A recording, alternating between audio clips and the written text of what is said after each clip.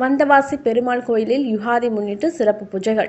இன்று யுகாதி தினத்தை முன்னிட்டு வந்தவாசி ஸ்ரீ ரங்கநாயகி தாயார் சமேத ஸ்ரீ ரங்கநாதர் பெருமாளுக்கு திருமஞ்சனம் நடைபெற்றது. மேலும் பாகவத கோஷ்டியினர் 4000 திவ்ய பிரபந்தம் பாடல்களை பஜனை மூலம் பாடினார்கள்.